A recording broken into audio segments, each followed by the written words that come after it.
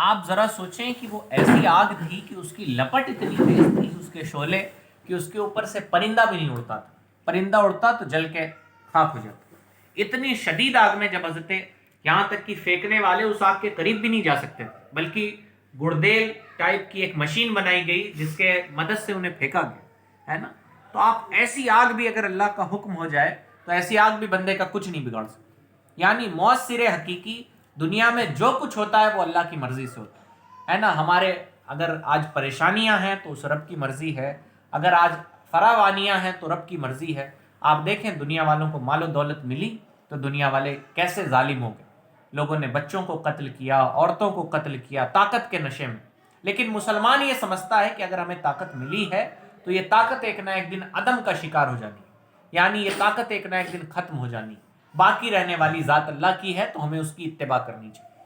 تھوڑی موڑی مصیبتیں آئیں، پریشانیاں آئیں، بندے اپنے اعمال پہ غور کرنے کی بجائے پتہ چلا کہ ہم اللہ کا شکوہ کر بیٹھے اور ایمان سے ہاتھ دھو بیٹھے۔ لیکن مسلمان کیسا ہوتا ہے کہ پریشانیوں میں بھی اللہ کا شکر ادا کرتا ہے، اور اللہ نے فرمایا لئن شکرتم لازیدنکم، اگر تم شکر کرو گے تو ہم تمہیں اور زیادہ عطا کریں گے۔ تو کہنے کا مطلب یہ کہ اس پرفتن دور میں بھی اگر ہم اللہ سے اپنا رشتہ مضبوط رکھیں گے، اپنے ایمان عقیدے کی حفاظت کریں گے، آپ کہیں رہیں، کتنا پیارا مذہب ہے، کچھ نہیں کہتا کہ آپ دنیا چھوڑ دیں، آپ شادی بیاہ نہ کریں، بلکہ میں سمجھتا ہوں کہ دنیا کا واحد ایسا مذہب ہے جس میں شادی کرنے کو آدھا ایمان قرار دیا گیا ہے نا۔ بلکہ دنیا کے باقی مذاہب آپ سے کہیں گے کہ شادی کرنا جو ہے وہ شادی جو ہے وہ نہیں کی جا سکتی ہے نا، شادی کریں گے تو پھر دھرم میں بھرشٹ ہو جائے گا، اس میں انٹرپٹ ہو جائے گا۔ لیکن مذہب اسلام ہے، پیارا سا مذہب ہے کہ آپ کو دنیا کے سارے کام کرنے کی اجازت دیتا ہے۔ تو اپنے رب سے اپنا رشتہ مضبوط رکھیں، اپنے مذہب کے بارے میں کچی پکی نہیں، پختہ معلومات حاصل کریں کہ ہمیں کیا عقیدہ رکھنا ہے، ہمیں اپنے مذہب کے مطابق کیا کرنا ہے، کیا نہیں کرنا ہے۔ اور پھر اس کے بعد ایمان عقیدہ درست رکھنے کے بعد، اب تو مسلمانوں کے بھیس میں بھی بہت سارے لوگ چلے ہیں کہ میلاد کرنا بدعت ہے، اللہ رسول کا ذکر کرنا غلط ہے، کوئی کہہ رہا ہے کہ فاتحہ کرنا غلط ہے، کوئی کہتا ہے سلام پڑھنا غلط ہے۔ آپ بتائیں کون سا سلام میں کوئی کسی مسلمان کا قتل کر رہا ہوتا ہے؟ ابھی ایک لوگ کا انتقال ہوا میرے وہاں، تو ان کے وہاں رواج ہے کہ وہ بد مذہب ہو گئے ہیں وہ لوگ، ان کے وہاں یہ رواج ہے کہ جس دن میت ہوتی ہے تو مٹی کے بعد پورے پٹیدار بیٹھ کے کھانا کھاتے ہیں۔ اب جب ان کے پٹیداروں نے تیسرے دن کہا کہ تیجے کا فاتحہ کرا دیجئے، تو انہوں نے کہا کہ ہم تیجے کا فاتحہ نہیں کرائیں گے، یہ سب نہیں، وہ سب بدعت ہے۔ تو میری والدہ وہاں تھی، تو انہوں نے کہا سب سے بڑی بدعت تو یہ ہے کہ جو میت کے دن ہوئی ہے اس کو کیوں نہیں ختم کراتے؟ قرآن پڑھنا بیٹھ کے اور اپنے بزرگوں کو بخش دینا یہ کون سی بدعت ہے؟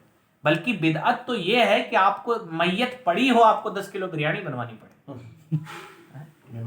آپ سوچیں، بدعت یہ ہے۔ بلکہ قرآن پڑھ کے اگر آپ اپنے بڑوں کو یاد کرتے ہیں، ان کے لیے اچھی دعائیں کرتے ہیں، یہ کون سی بدعت ہے نا؟ یہ تو اچھا بھلا کام ہے ایصال ثواب کرنا۔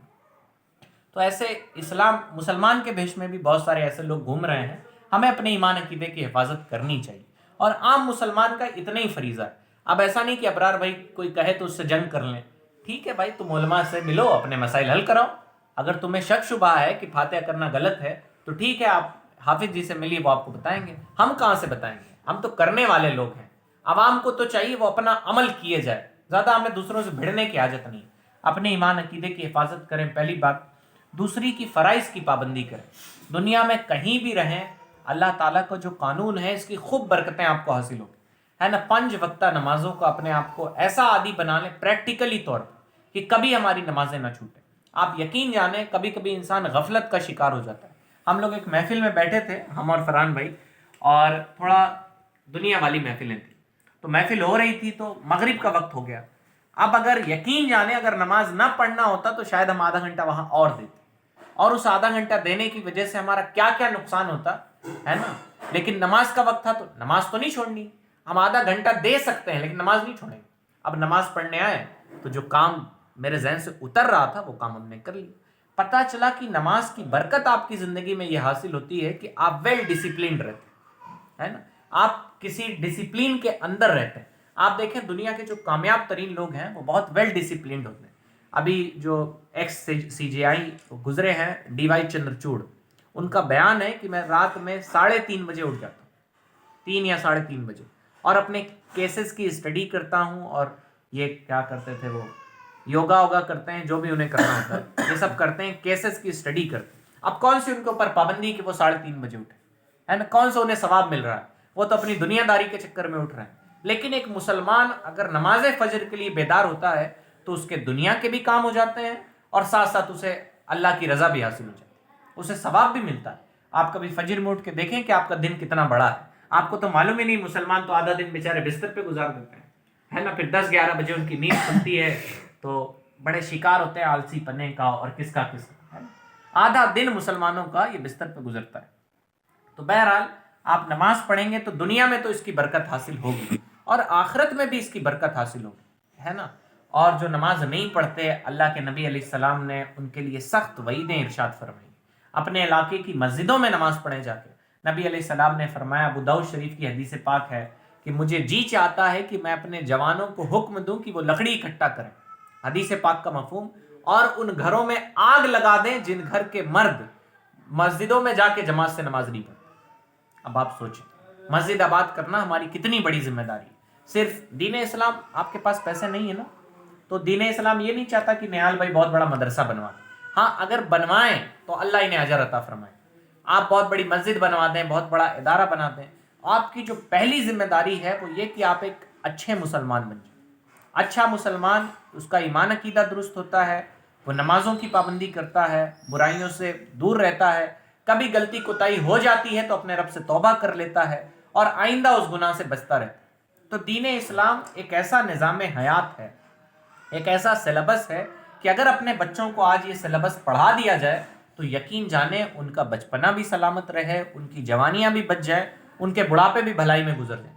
ورنہ آج ہمارے بچے موبائل چلا رہے ہوتے ہیں۔ آج 3 سال کی بچی جو صحیح سے بول بھی نہیں پاتی، رومی بھائی، وہ آئی اور اس کی بڑی بہن نے شکایت کی کہ یہ گالی دیتی ہے، گھر میں اینٹا پتھر کینچی چلا کے لوگوں کو مار دیتی ہے۔ کوئی بات اس کے خلاف نہیں ہونا چاہیے۔ 3 سال کی بچی کے اندر اتنا زیادہ غصہ۔ ہم نے پوچھا یہ سب کہیں سے سیکھ رہی ہوگی، اور کیا کہتی ہے اپنی بڑی بہنوں سے کہ اگر تم لوگوں نے ہم سے بدتمیزی کی تو ہم تم کو تمہارے کھانے میں زہر ملا کے تم کو مار دیں گے۔ اتنی چھوٹی سی بچی کے ذہن میں اتنی بڑی باتیں کہاں سے آ رہی؟ تو بتایا کہ موبائل بہت چلاتی ہے، موبائل میں سیریل میں یہ سب ہوتا رہتا ہے۔ لیکن مذہب اسلام کے حساب سے اگر آپ اپنے بچوں کی تربیت کریں گے تو نتیجہ یہ ہوگا ان کا بچپنا بچ جائے گا۔ جوان کیا کر رہا ہے؟ ابھی آپ نکل جائیں یہاں نہال بھائی والی گلی جو مین روڈ ہے اس پہ دیکھ لیں، کوئی چائے پی رہا ہوگا، کوئی برا کھا رہا ہوگا، بیچارے کا باپ ٹھیلا چلا کے آتا ہے اور وہ بیچارہ اپنے میں مست ہے نا، کوئی پب جی کھیلتا ہے، کوئی وہ کیا پیتے ہیں، سگریٹ پیتا ہے، کوئی کچھ کر رہا ہے، جوانی بھی برباد ہے۔ لیکن آپ کہاں کہاں اپنے بچوں کی خیر خائی کریں گے؟ آپ اسے صرف اللہ تعالیٰ کا ڈر سکھائیں، اور اپنے سینے میں بھی، ابرار بھائی شادی ہو گئی؟ نہیں، تو اپنے سینے میں بھی آپ اللہ کا خوف بٹھائیں۔ جوانی کی جو طاقت ہوتی ہے وہ انسان کو بڑا مغرور بنا دیتی ہے، اور جوانی کے جو دن ہوتے ہیں وہ بڑے خطرناک ہوتے ہیں۔ تو جوانی میں ہمیں اللہ کا خوف، اس کی محبت اپنے سینے میں بیٹھانا چاہیے۔ یعنی اپنے گھر سے جب مسجد کے لیے نکلیں تو اس لیے نہیں کہ چلیں بھاری من سے 5 وقت کی نماز پڑھ لیں، بلکہ اللہ کی محبت میں 5 وقت کی نماز پڑھنے جائیں، اور اللہ تعالیٰ سے باتیں کرنے کی کوشش کریں۔ نماز بہت بڑا ذریعہ اللہ سے ہم کلام ہونے کا۔ جب آپ جو نماز میں دعائیں پڑھتے ہیں، آپ دیکھیں ہم کسی ایسی معبود کی عبادت نہیں کرتے جو سنتا نہیں ہے۔ آپ بس رکوع اور اس سے اٹھنے والی دعا کا میں ترجمہ بتاؤں، آپ جھوم جائیں۔ آپ رکوع میں کہتے ہیں سبحان ربی العظیم، سبحان ربی العظیم کی پاک ہے میرا عظمت والا پروردگار، بڑائی والا پروردگار۔ اور جب آپ اٹھتے ہیں تو کیا کہتے ہیں؟ سمع اللہ لمن حمدہ، اس نے سن لیا جس کی ہم نے تعریف کی۔ سمع اللہ لمن حمدہ، اس نے سن لیا جس کی ہم نے تعریف کی۔ یعنی ہم کسی ایسے خدا کی عبادت نہیں کرتے جو سنتا نہیں ہے، بلکہ وہ سمیع بھی ہے اور بصیر بھی، سن بھی رہا ہے اور دیکھ بھی رہا ہے۔ آپ جیسے ہیں، ہم جیسے ٹوٹے پھوٹے ہیں، ہمیں اپنے رب کی بارگاہ میں حاضر ہونا چاہیے، اس کی بارگاہ میں رونا گڑ گڑانا۔ جس دن ہمارے نوجوان سیکھ گئے انشاءاللہ ان کی جوانیاں محفوظ ہو جائیں گی، تو اس کی بارگاہ میں رونا کہ یا اللہ ہم برے ہیں، سیاہ کار ہیں، ہم جیسے رب سے کیا چھپانا، اس سے کیا کون چھپ سکتا ہے نا، جو دل کے خطرات سے بھی واقف ہے۔ تو ہمیں اللہ کی بارگاہ سے اپنا رشتہ مضبوط کرنا چاہیے، اور یہ رشتہ کب مضبوط ہوتا ہے؟ جب بندے کا ایمان عقیدہ درست ہو اور وہ 5 وقتہ نمازوں کی پابندی کرے۔ یقین جانے ہمارے بڑوں نے بتایا ہے کہ اگر کوئی 40,000 چلہ کر لے، چلہ آسان چیز نہیں ہوتی، رات رات بھر میں قرآن ختم کرنا ہے نا، دن دن بھر اللہ کی عبادت کرتے رہنا، اسے کہتے ہیں چلہ۔ 40,000 چلہ ایک طرف اور 2 رکعت فرض نماز ایک طرف، اتنا ثواب اللہ نے 5 وقتہ نماز میں رکھا ہے۔ فجر کی 2 رکعت فرض پڑھیے اور ایک طرف 40 چلہ کیجئے فرائض چھوڑ کے، تو آپ کو اس کی برکت حاصل نہیں ہوگی، اتنا ثواب اللہ تعالیٰ نے رکھا۔ اور جب بندہ اپنے رب کی بارگاہ میں حاضر ہوتا ہے نا، اس نیت کے ساتھ کہ ہم اپنے گناہ لیے بطور مجرم اللہ کی بارگاہ میں حاضر ہیں، تو اللہ تعالیٰ دھیرے دھیرے اس کے دل کو گناہوں سے دور بھی کر دیتا ہے، پھر وہ گناہوں سے بچنے بھی لگتا ہے۔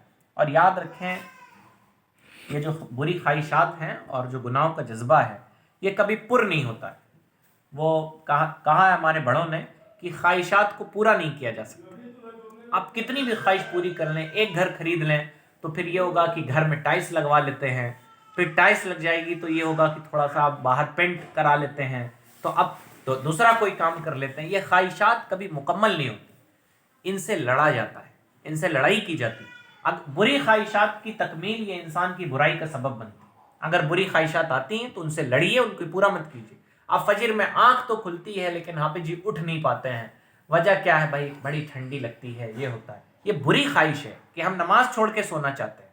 آپ جائز وقتوں میں سونا چاہیے، تو کس نے روکا ہے؟ دین اسلام تو کہتا ہے رات میں جلدی سو جانا چاہیے، ہے نا؟ آپ سوئیے رات میں 10 بجے 11 بجے، کون روکتا ہے؟ سوئیے، رات بھر سوئیے، لیکن فجر کی نماز چھوڑ کے اگر سوتے ہیں تو یہ بری بات ہے۔ تو ہمیں نمازوں سے، اللہ تعالیٰ سے اپنا رشتہ نہایت طور پہ مضبوط رکھنا چاہیے۔ قرآن مجید کی تلاوت کریں، جھوٹ، غیبت، چگلی، برائیوں سے بچیں۔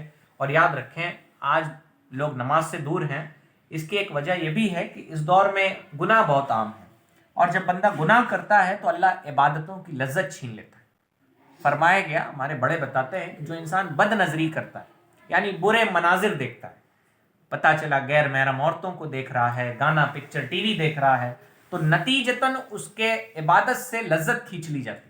یعنی وہ نماز تو پڑھتا ہے لیکن اس میں اسے لذت نہیں آتی، قرآن پڑھتا ہے لیکن دل نہیں لگتا۔ یہ شکایت ہم کرتے ہیں، اور یقین جانیں جب بھی زندگی میں کوئی مصیبت پریشانی آئے، عبادتوں میں دل نہ لگے، 5 منٹ آپ مسجد میں جا کے بیٹھیں اور غور کر کے سوچیں کہ ہم سے کیا غلطی ہوئی۔ غور کر کے ہمیشہ یہ شکوہ کرنے والا مزاج چھوڑ دیں کہ اللہ تعالیٰ ہم تو سب کچھ کرتے ہیں پھر بھی یہی سب ہو رہا ہے۔ تھوڑا غور کرنا سیکھیں کہ ہم سے غلطی کہاں ہو رہی ہے، تو جہاں غلطی ہے اللہ کی بارگاہ میں توبہ کر لیں۔ اتنا کریم رب ہے، نبی علیہ السلام نے فرمایا ہے، التائب من الذنب کمن لا ذنب لہ، گناہ سے توبہ کرنے والا ایسا ہے جیسے اس نے گناہ کیا ہی نہیں، ہے نا؟ ہاں، شرط یہ ہے کہ توبہ پکی ہونی چاہیے۔ ایسا نہیں کہ توبہ کیا، ہاں اب نماز پڑھیں گے، پھر چھوٹ گئی، توبہ کیا کہ اب گناہ کریں گے، پھر وہ گناہ نہیں کریں گے، فلانا گناہ نہیں کریں گے، پھر وہ گناہ کرنے لگا۔ ایسی کچی پکی توبہ نہیں، بلکہ جو لوگ بار بار توبہ کرتے ہیں، بار بار گناہ کرتے ہیں، گویا وہ اللہ کے ساتھ ہنسی مذاق کرتے ہیں، اور ہمیں ایسا قطعاً نہیں کرنا چاہیے، بلکہ پختگی کے ساتھ ہاں پوری کوشش کریں کہ گناہ نہ ہو، اگر ہو جائے تو پھر اللہ سے توبہ کر لیں، ہے نا؟ مایوس نہ ہو اللہ کی ذات سے، اللہ سے اتنا ڈریں کہ آپ سے گناہ نہ ہو، لیکن ہو جائے تو اس کی رحمت سے امید رکھیں کہ وہ معاف کر دے، ہے نا؟ لیکن تھوڑا اللہ کی بارگاہ میں رونا گڑ گڑانا سیکھیں۔ کبھی کوئی گناہ ہو جائے تو اگر آپ کی آنکھ سے تھوڑا سا بھی آنسو نکل جائے تو سمجھ لیں توبہ قبول ہے۔ تو اللہ کی بارگاہ میں روئیں، گڑ گڑائیں، نمازوں کی پابندی کریں، تلاوت کلام پاک کریں، اور دوسری اہم ترین بات کہ اللہ کی مخلوق کے ساتھ اچھا سلوک کریں، ہے نا؟ وہ دین اسلام بڑا معتدل ہے، یعنی کوئی اگر عبادتیں چھوڑ کے صرف اخلاق پہ چلے، یہ سچی پکی بات ہے، کوئی عبادتیں چھوڑ کے صرف لوگوں کے ساتھ اچھا سلوک کرے تو دین اسلام ایسے مزاج کو بھی پسند نہیں کرتا۔ یہ الگ بات ہے کہ اللہ کی رحمت بہانہ تلاشتی ہے، اس کو پسند آ جائے تو وہ بخش دیتا ہے، لیکن دین اسلام چاہتا یہ ہے کہ جس طرح آپ کا رب سے رشتہ مضبوط ہے، آپ نمازیں ادا کرتے ہیں، اسی طرح آپ لوگوں کے حقوق بھی ادا کیا کریں، اپنی ماں کے ساتھ اچھا سلوک کریں۔ اور دیکھیں، یہ آزمائش کا وقت ہوتا ہے، کبھی مائیں سخت بول جاتی ہیں، وہ ماں جس نے آپ کو کتنی محبتوں سے پالا ہے، وہ مائیں بھی سختی کر جاتی ہیں، کبھی کبھی وہ بھی سخت لہجہ استعمال کر لیتی۔ یہ ہمارے لیے آزمائش کا وقت ہوتا ہے۔ نبی علیہ السلام نے فرمایا کہ تمہارے نیک سلوک کی سب سے زیادہ حقدار تمہاری ماں ہے، حدیث پاک کا مفہوم ہے۔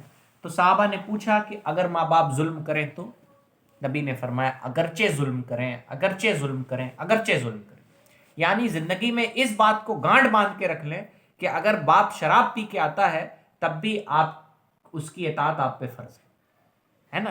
وہ گناہ کرتا ہے، اس کی وجہ سے آپ کے اوپر سے حق نہیں ختم ہو جاتا. تو لہٰذا اگر ماں باپ غلطی کرتے بھی ہیں، آپ کو لگتا ہے کہ ماں باپ ظلم کر رہے ہیں، پھر بھی ماں باپ کا بڑا احترام کریں. ہماری بہنیں ہیں، یہ گھر کی رونق ہوتی ہیں، اور ہمیں تھوڑا سا ان کے بارے میں سوچنا سمجھنا چاہیے. اور یہ تو دور پرفتن ہے. کل ابھی ایک عورت کا مسئلہ تھا، 38-39 سال کی خاتون ہے، ان کے 2 بیٹیاں، ایک بیٹا ہے. تو ان کا معاملہ یہ تھا کہ بیچاری طلاق ہو گیا، اپنے گھر کو لوٹ آئیں. تو اب یہ ہے کہ ان کی دوسری شادی بیاہ کے معاملات ہیں.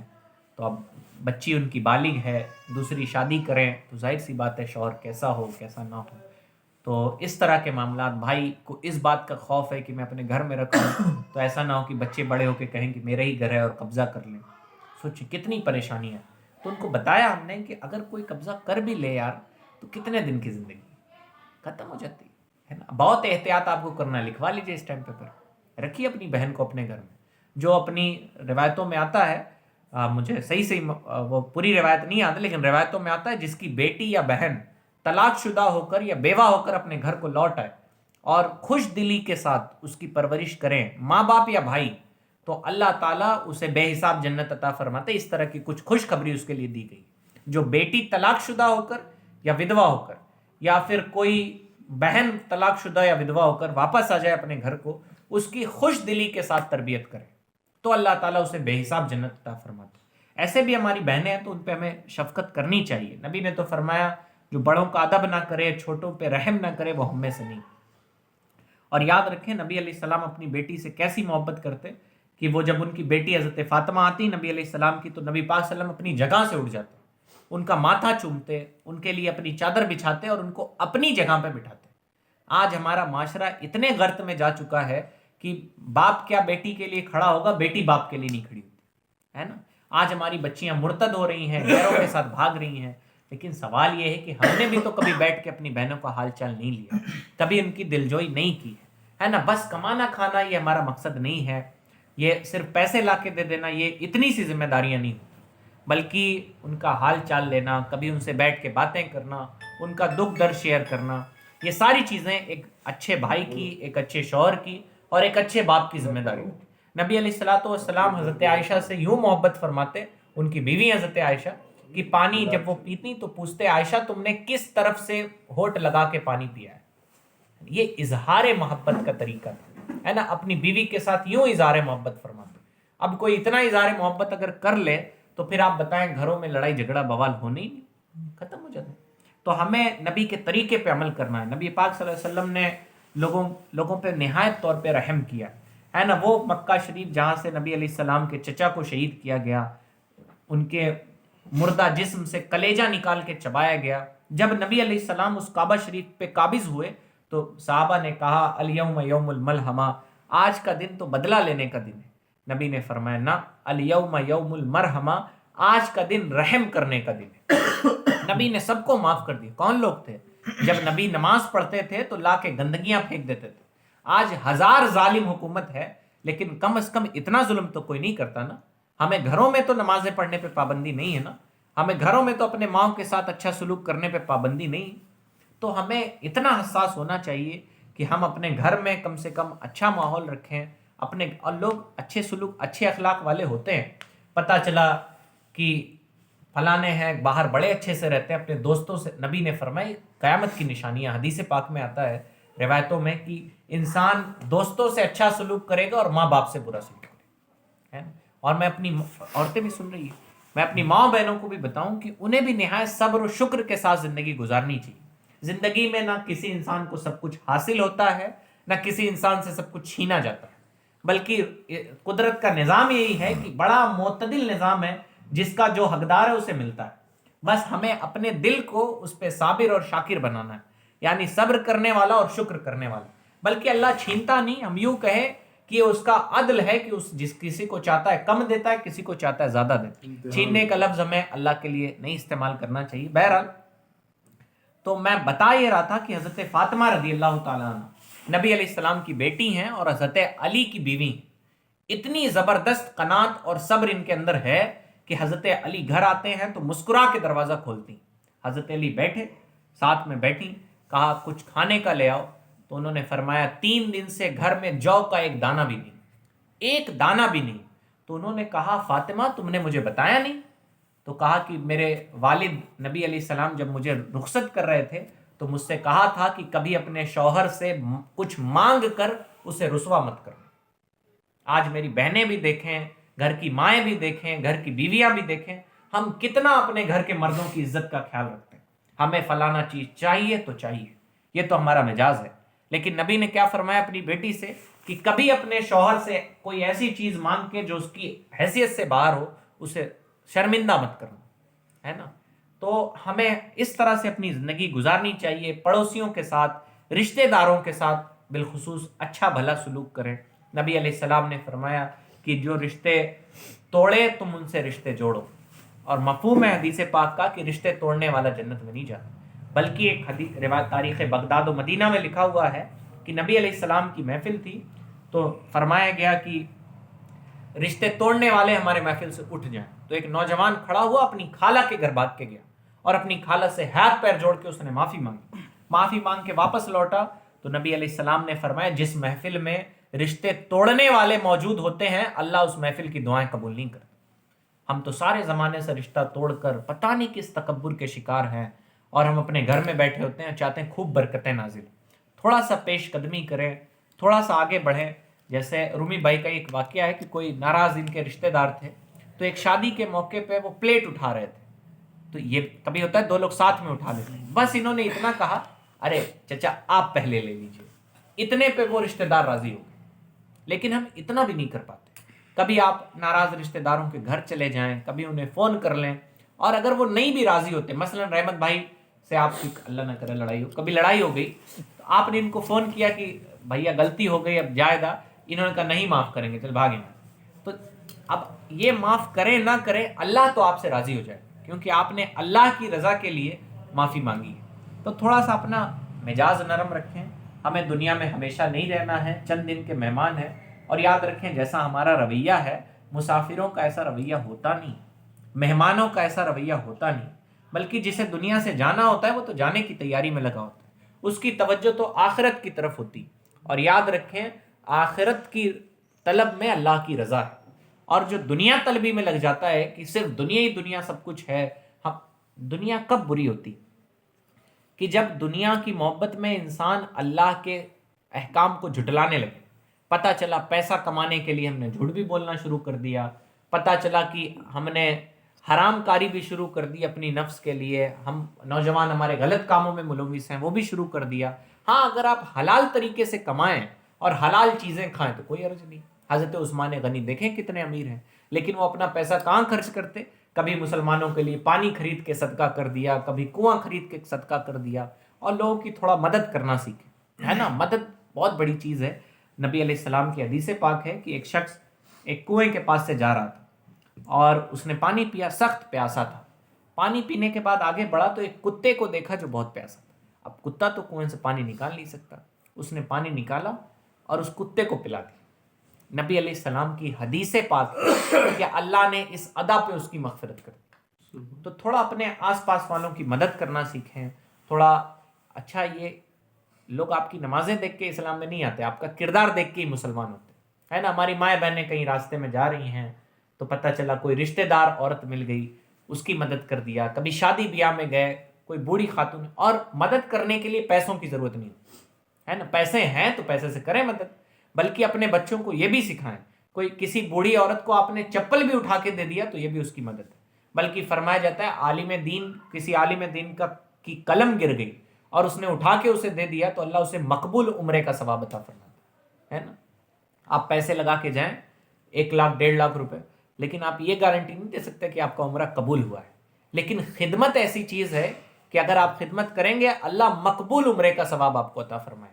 تو تھوڑا خدمتیں کرنا سیکھیں، اپنے آپ کو چھوٹا بنا کے زندگی گزاریں، اور نبی علیہ اپنے دین سے اپنا رشتہ مضبوط رکھیں، اللہ تعالیٰ سے رشتہ مضبوط رکھیں، مخلوق کے ساتھ رویہ اچھا رکھیں، اپنے گھر والوں کے ساتھ، دوست و احباب کے ساتھ، رشتہ داروں کے ساتھ اور دیگر لوگوں کے ساتھ، اور نمازوں کی ہر حال میں پابندی کریں۔ بول دیجیے دوسروں کے عیب جانے تو اس پہ پردہ ڈالیں۔ دیکھیں یہ برائی بڑی وہ عام ہو رہی ہے، دوسرے کی بات بتانا بڑا ایک عام رواج ہو گیا. تو دوسروں کے عیب اگر آپ کو معلوم ہو تو یقیناً اس کی پردہ پوشی کرنی چاہیے.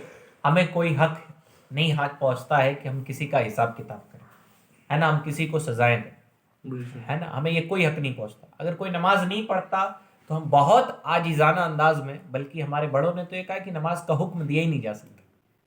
یہ تو اللہ تعالیٰ کی شان ہے کہ وہ نماز کا حکم دیتا ہے. مبلغ کا کام یہ ہے کہ وہ نماز چھوڑنے کے نقصان اور پڑھنے کے فائدے بتاتے. ہم یہ نہیں کہہ سکتے چلو ہر حال میں نماز پڑھو ہی، ایسا نہیں کہ گھسیٹ کے کسی کو لے جا سکتے ہیں. ہاں، ہم نماز چھوڑنے کے نقصان بتا سکتے ہیں، نماز پڑھنے کے فائدے بتا سکتے ہیں. استاد اپنے شاگردوں کو بتائے، ہے نا، سختی بھی کرے، ماں باپ اپنے بچوں پہ سختی کریں تاکہ ان کی عادت ہو جائے، ہے نا. اور ہمیں یہ حق نہیں پہنچتا کہ ہم فیصل بن کے کسی کے بارے میں فیصلہ کر لیں، رائے قائم کر لیں. تو اگر کسی کے عیب پتہ ہوں تو یہ سوچ کے اپنے عیب چھپا لیں کہ لاکھوں عیب ہمارے اندر بھی ہیں جو اللہ نے چھپا رکھے. اگر وہ عیب کھل جائیں تو شاید لوگ ہمیں اپنے ساتھ بیٹھانا بھی پسند نہ کریں. اور اللہ کی صفت ہے، اللہ نے اپنی صفات کیوں ظاہر کی؟ اللہ کے 99 نام ہم لوگ پڑھتے ہیں نا، رحمان، رحیم، ملک، قدوس، ستار. اللہ نے اپنی صفت اس لیے ظاہر کی ہے کہ بندہ انسانی عادت چھوڑ کے اللہ تعالیٰ کی عطا سے، جیسے اللہ کا نام ہے الصبور، صبر کا بدلہ دینے والا، تو ہم صبر کرنے والے ہو جائیں، ہے نا. اللہ کا ایک نام ہے الشکور، شکر کا بدلہ دینے والا، تو ہم شکر کرنے والے. اسی طرح اللہ کا نام ہے ستار، عیب چھپانے والا. تو من تو یہی چاہتا ہے کہ سارے عیب کھول دیے جائیں، ہے نا. پتہ چلا کہ میں نے رحمت بھائی کے عیب دیکھا اور فرحان بھائی کا فون آیا تو من تو ہے کہ بتا دیا جائے، ہے نا. لیکن بات یہ ہے کہ جو اللہ کے نیک بندے ہوتے ہیں وہ عیب چھپانا جانتے ہیں. اور آپ دنیا میں لوگوں کا عیب چھپائیں گے، اللہ قیامت کے دن بھی آپ کا عیب چھپائیں گے. کسی آپ لوگوں کی پردہ پوشی کریں گے، اللہ تعالیٰ دنیا اور قیامت میں آپ کے لیے پردہ پوشی کا سامان فراہم کرے. اور یہ دنیا ہے نا، یہ دارالعمل ہے. یہاں جو کہا جاتا ہے مقافات عمل ایک چیز ہے کہ اگر کوئی برائی کرے اور اپنے گھر کے ارد گرد اونچی اونچی دیواریں بھی کھڑا کر لے تو وہ عمل اس کے گھر لوٹ کے ضرور آتا ہے. کسی نے کسی کی بہن کے ساتھ غلط کاری کی ہے تو اس کے گھر کی عزتیں محفوظ نہیں رہتی. یہ دنیا ہے، یہ قدرت کا قانون ہے. اگر آپ کبھی پاؤں بہکے تو ہمیں اپنے گھر والوں کے بارے میں بھی سوچ لینا چاہیے کہ اگر ہمارے گھر والے کبھی ہم ظلم کرنے پہ ہمارے ہاتھ بڑھیں تو ہمیں سوچنا چاہیے کوئی ہمارے گھر والوں کے ساتھ کرے تو ہمیں کیسا لگے گا. اس لیے ہمیں قطعاً ایسا نہیں کرنا چاہیے بلکہ لوگوں کے عیب چھپانے چاہیے. اللہ تعالیٰ ہمیں ہم نے اس لیے کہا کہ روزہ آ رہا نا، تو روزے میں یہ ایک شخص روزہ نہیں رہے گا اور اس کے بارے میں اس کو معلوم روزہ نہیں رہ رہا، یا کہیں کسی نے دیکھ لیا تو اب اس کی پوری چرچا یہ سمجھ جائے کوئی عذر ہوگا وہ نہیں رہ رہا اس کی بات. یہ تو دین اسلام میں تو اتنا حسن زن ہے. اب تو لوگ، آپ اپنی مفتی اظہر صاحب اپنی بیوی کو، مفتی اظہر صاحب شہر کے قاضی ہیں، وہ اپنی بیوی کو لے کے گئے ہوٹل میں، تو دوسرے دن ان کا ایک شاگرد آ کے بتایا کہ حضرت ایک لڑکا ہم سے کہہ رہا تھا کہ مفتی صاحب پتہ نہیں کس لڑکی کے ساتھ گھوم رہے تھے. اگر آپ کسی کو دیکھ بھی لیں تو آپ کو تو یہ سوچنا چاہیے وہ ان کی محرم ہوں گی، بیوی ہوں گی، بہن ہوگی، ماں ہوگی، ہے نا. مفتی صاحب نے کہا اگر ہم شادی شدہ نہیں ہوتے تو سب پتہ نہیں کیا کیا کہہ دیتے، ہے نا. ہمیں تو یہ سوچنا چاہیے. تو ہمیں اگر کسی کو دیکھ بھی لیں، عین برائی کرتا ہوا دیکھ لیں، تب بھی بدگمانی نہیں کرنا. جیسے کوئی روزہ نہیں ہے تو یہ نہیں دیکھنا کہ وہ روزہ نہیں ہے، بلکہ یہ دیکھیے کہ ہو سکتا بیمار، ہو سکتا کوئی عذر، دوسرے سے نہ بتائیں جائے، دوسروں سے نہ بتائیں اور خود بھی اس پہ زیادہ غور فکر نہ کریں. ہمیشہ ہماری توجہ اپنی طرف ہونی چاہیے. مولانا صاحب کی ٹانگ ٹیڑھی رہتی ہے، وہ نماز میں اذان نہیں صحیح سے دیتے ہیں، یہ سب کو پتہ ہے، لیکن خود غسل نہیں صحیح سے کرتے ہیں، کسی کو نہیں پتہ. تو تھوڑا اپنے طرف ہمیں توجہ رکھنی چاہیے. دوسروں کے عیب کے بجائے اپنی کمیاں دیکھیں اور اسے سدھارنے کی کوشش کریں. اللہ تعالیٰ ہم سب کو بھلائیاں نصیب فرمائے. آئیں مل کے اللہ کی بارگاہ میں توبہ کر لیں. میرے ساتھ توبہ کے یہ کلمات دہرائیں. استغفر اللہ ربی من کل ذنب واتوب الیہ.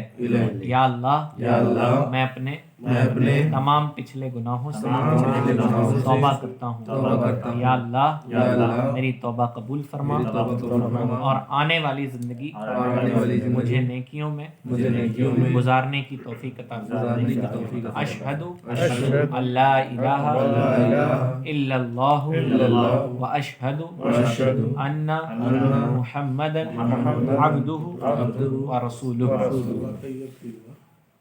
لا الہ الا اللہ محمد رسول اللہ، لا الہ الا اللہ محمد رسول اللہ، لا الہ الا اللہ محمد رسول اللہ صلی اللہ علیہ وسلم۔